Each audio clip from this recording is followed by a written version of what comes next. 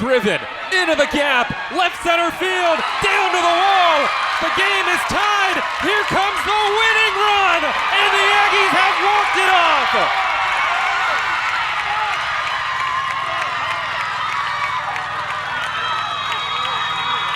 How about a 4-hit day for Sarah Starks, capped off by a walk-off, bases-clearing double.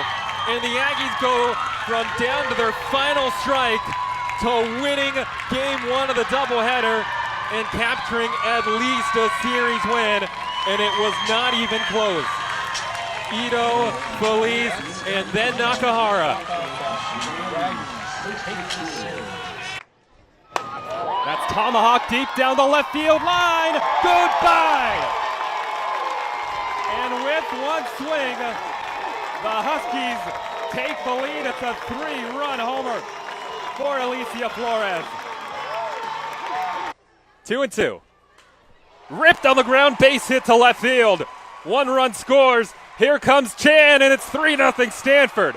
Economides is going to end up at third. This ball gets away. And the Cardinal of Stanford Stadium rocking here in the opening inning.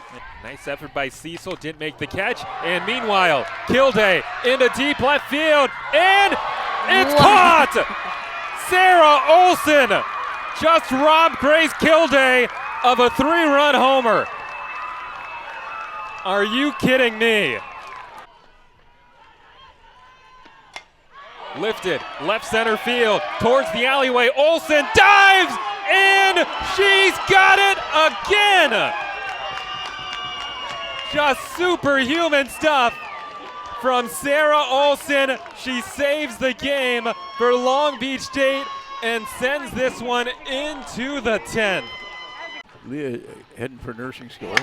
Line drive, base hit down the right field line, and the Aggies take the lead, and Paulson is thinking about 3. Yamamoto digs it out. It's a triple for the senior. What a thrill on senior day. Listen to this crowd. McMahon bounces it towards the hole, sliding stop, Coran throws, got her! My goodness! That is just absolutely a top 10 unbelievable play. Sydney Coran with a sensational play. I did not think she had a chance. McMahon runs well, and it's no wonder she has started every game of her career. Sydney Coran does it again. Ella Harrison, she has been maybe the story for Rutgers this year. The freshman who's one of the great softball players in the state of New York in her first year in college, and she has just been lights out. 1.78 ERA, 18 games started. She's finished a dozen of them, and 145 strikeouts in 114 innings. So she faces Jaden Glab leading off for the Huskies. Harris has been the ace in the circle for the Scarlet Knights. She's thrown over half of Rutgers innings, like you said, Greg. She's got super tight spin, so head coach Butler talked about when her spin is on, that ball is moving like a wiffle ball through the air. She's got 3 speeds, so she's going to work up and down in the zone. That drop ball is going to come in at about 68 miles an hour, rise ball at 63 miles an hour, and that off-speed changeup coming in at 58 to 60. So Ella Harrison is going to be effective when she can mix all 3 speeds, both in and out of the zone. So looking to do that in game 2 for her Scarlet Knights.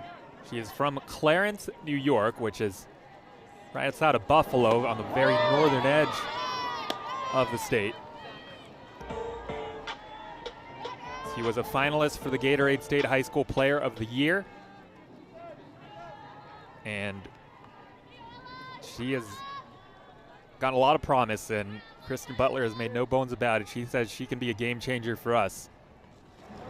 That's a check swing foul, and it's 2-2 on Jaden Glab.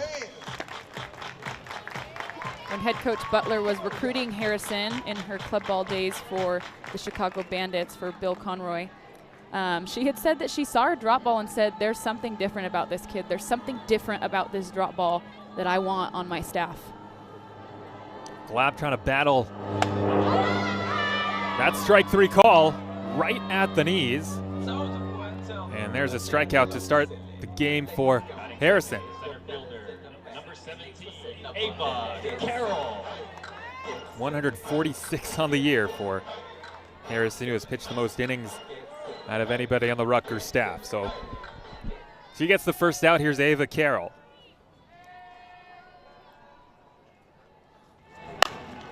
Tapped, back to Harrison, and there are 2 quick outs.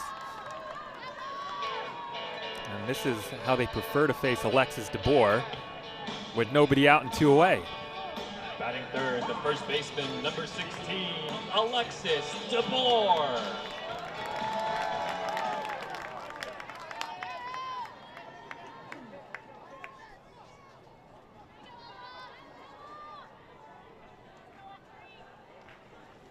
Well, last inning, Rutgers, Brooke decided to put a play on with 2 outs. They had runners at the corners, and you had the runner going from first, and Washington just not fooled at all. And I mean, Jaden Glad pretty much read it all the way, and she's such an important part of that as the catcher.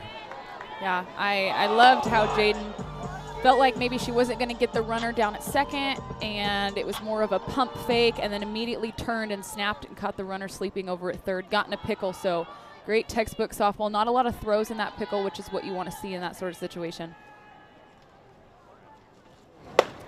As a defense, what are you reading whether or not you're going to make that throw down to second base? There's a lot of factors. I mean, the scoreboard being one. It's early in the game, so Glad probably could have gone either way, but it's a little bit more on the feel of the catcher. Can you see in your peripheral the runner getting too far off that maybe I can sniper over at third, or do you feel like you got the runner going at second? Sometimes base running teams can get crafty where the runner will go halfway and then maybe work to try and get in a pickle to eventually score that runner at third. But loving what we see out of Glab so far today. As we said, Scarlet Knights, they're trying to scrap together some runs. Struck her out. A dominant inning by Harrison. He retires that really vaunted top 3 in the Huskies order and strikes out Glab and DeBoer. Second inning coming up. Scoreless here in game 2. UW band playing between innings here in game 2 of the doubleheader. We got a lot of dogs in the crowd. We got the band. It's a party here at Husky Softball Stadium. Greg Wong joined by Brooke Nelson, and this is a line drive. It's caught. Alvarez with a nice spear over at third base for the first out. Likely stealing a base hit in that 5-6 hole. Great job by Giselle Alvarez of trusting her momentum, working through her glove side and sticking with it, being able to take away a base hit from Rutgers.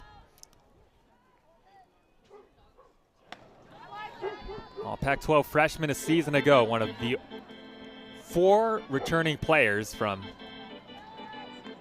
last year's team, which made it yet again to the NCAA tournament for the 30th year in a row.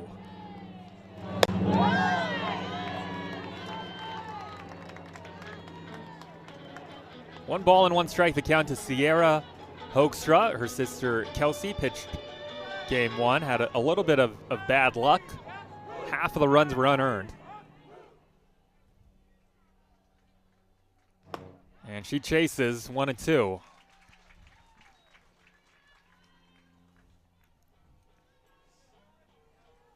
Overland Park, Kansas native. Sierra, again, she's been here, or at least been in college for a couple of years, but she started her career at Wichita State, then transferred this past offseason, and her sister Kelsey joined her for her freshman year. And now it's 2 and 2. Sierra's actually part of the reason Kelsey started playing softball. She grew up watching Sierra play, and Sierra kind of got Kelsey into playing softball. So no better sight if you're a Hoekstra parent, being able to watch both your daughters in one place. Definitely save some money on some plane tickets. That's a nice play in the circle for the second out. Reimer retires the first 2, and you mentioned it in the last game, but a lot of Rutgers families, the family of the players are here, and that's what you see a lot of. I mean, we're not used to seeing it in conference with how much travel these players have had to make in conference, but you see it a lot in non-conference when you have these tournaments or any type of travel that takes you far away from your home campus, is that a lot of the families just make trips out of it, make it a vacation. I'm sure they do a lot of sightseeing as well. And you mentioned that most of these Rutgers players, this is their first time up in the Pacific Northwest. 0-2 on a nice off speed.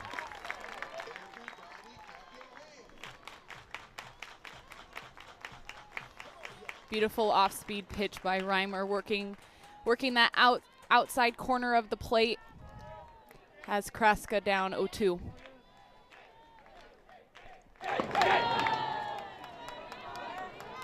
We talk about travel and all kinds of travel. This Washington team, no stranger to travel, typically playing less than 15 home games a year. So the distance and length of which they're going to have to travel to some new schools is different, but no stranger to the amount of home games that they usually play. Ripped left field and over the head of Seva Tassi. And that's a double for the Scarlet Knights. It's their first extra base hit of the series, and Kraska got a hold of that. Clearly the best hit ball so far by Rutgers, and they get another runner in scoring position with 2 away for Galen Kelly. Batting eighth, the catcher, number 48, Galen Kelly.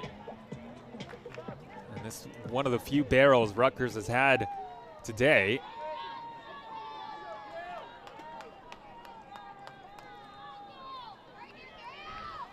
So Kelly trying to make it hurt. With us in the first game, Kelly called the heartbeat of the team by 7th-year head coach Kristen Butler, who has really rejuvenated this program. Back-to-back 30-win years for the first time ever in the history of the Rutgers softball program. And their first All-American ever last year in Morgan Smith. She's one of a number of really key departures to this club. Another key departure, Katie Wingert, who Galen Kelly had played behind, all Big Ten player. So Galen did a great job molding and learning behind her, and now it's her time to shine. And she's just, according to Kristen Butler, just done an incredible job of inheriting that role. Now she's trying to battle down 1 and 2 against Morgan Reimer. 2 and 2.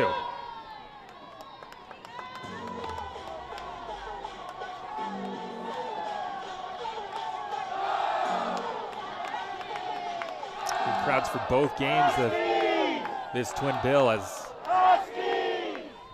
Brooks said. This is still early in the home slate for the Huskies. And a little off the outside. You can see Reimer wanted it, just could not grab the corner, and now it's full.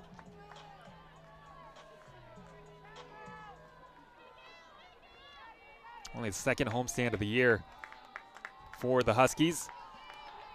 3 and 2. And she takes. And that's a nice at bat by Kelly. And now there's runners at first and second with 2 away. And now Clabb is going to have a chat with Reimer. Obviously, Greg, you don't want to give away free passes with the walk, but it does afford a couple more opportunities with some outs at different bases that we didn't have without the walk. So now we've got a force all around except for home. So Morgan Reimer, being a ground ball pitcher, looking to force a ground ball and allow her defense to work to get to the bottom half of the inning. So here's Osborne, Addie Osborne, a freshman. He's another player Kristen Butler singled out to us as somebody she's excited about and then can be a difference maker in the lineup. And she's batting 9th because of her hitting ability, which is a compliment to her because she has the ability to turn the lineup over. Looking for a big RBI hit here, and was out in front of that one, 1-1. Fooled. Yeah, Addie Osborne's more of a fly ball hitter more than anything, so If I'm Osborne with 2 outs, runners at scoring position, I'm looking to get that top half of the ball and send a ground ball up the middle. Comes in with just 13 hits and 67 at-bats, but she got off to a tough start to her career. Been much better lately. 1 and 2. She's gotten ahead of 2 strikes here on the last couple of batters. Reimer. Now she's trying to put Osborne away.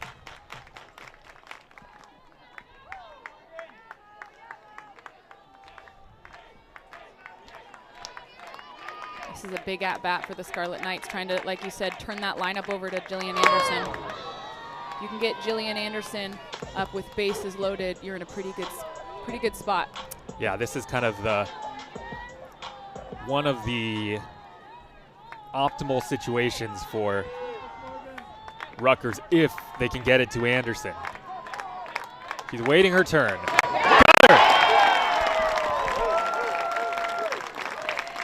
Reimer gets out of the jam. Couple runners reach with 2 outs, and Reimer gets the K of Osborne to strand Anderson on deck. We go to the bottom of the second, still scoreless.